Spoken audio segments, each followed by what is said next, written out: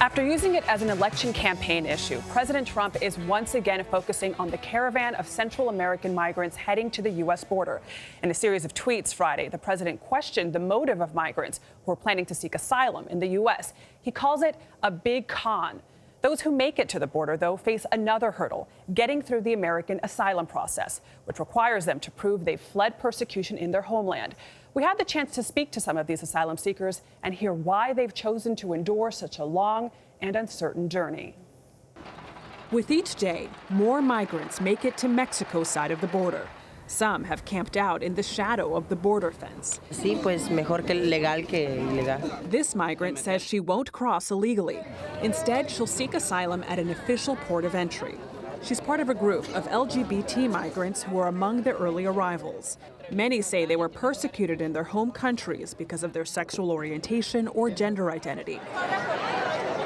Earlier on the journey in southern Mexico, we met this transgender woman who asked us to conceal her identity. She claims she was targeted in Honduras by gang members, and last year more than a dozen armed men broke into her house and attacked her. She says she's been beat up and has a scar but doesn't like to show it because it traumatizes her more to show it. She says she fears for her life in Honduras because gang members know where she lives and they have her photo. Even if she makes it to the U.S. border and presents her asylum case, the odds are against her.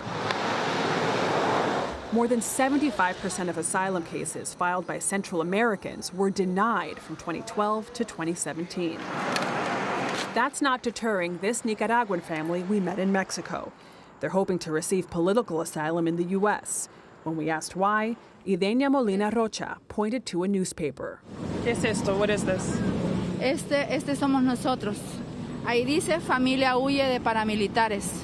She says they're leaving Nicaragua because of this, and this is a newspaper. She says this is her family on the cover. She says her family supports those that are anti-President Ortega in Nicaragua, and the president sees those against him as terrorists, so they have been persecuted. She says this is a photo of their house. She says the paramilitary shot at their house. She claims that pro-government forces opened fire on her 14-year-old son in July and detonated a homemade bomb that lodged shrapnel in his leg. He now has to make the journey to the U.S. on crutches. El balazo venía a mí y él me empujó para el suelo para que no me diera el balazo y le dio a él. He says he was with his friend and they started getting shot at, and his friend pushed him down and his friend died. His friend got killed. Pues cuando nos refugiamos en la montaña, ellos me empezaron a sacar con un corta uña los tucos de vidrio. When they retreated to the mountains, he says that people helped take the shrapnel out with nail clippers. He thinks he still has some pieces still in his leg. They said wanted signs for the family were posted in town, so they left Nicaragua, traversed Guatemala, and eventually made it to southern Mexico. They stayed there a month when word spread about a caravan approaching. Where are you trying to go? ¿A dónde quiere ir? Hacia los Estados Unidos. The United States. She then looked into the camera and made a direct appeal. Al presidente Donald Trump, que nos ayude. Si fuera por mí, yo me arrodillo y se lo pido de rodillas. President Trump, please help us, she said. I would get on my knees and beg.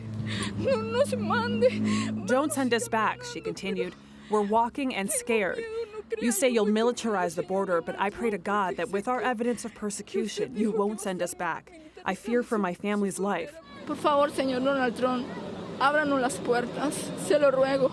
Please, Mr. Trump, open the doors for us. I beg you. We've been in contact with the family. I spoke to the mother last night, and she says that they are struggling on this journey. They are cold. They've been enduring difficult conditions, and that they're out of money because they've spent everything they had on trying to get bus tickets to help fasten the journey. You said they've been on the road since July? For months, yes. Yeah. And part of their journey was even on horseback to traverse mountainous areas. Yeah, the father's face there was incredibly telling and haunted almost. And the appeal directly to the president. She knew exactly who she had to talk to. Mm-hmm. She certainly did. Very powerful story, Adriana.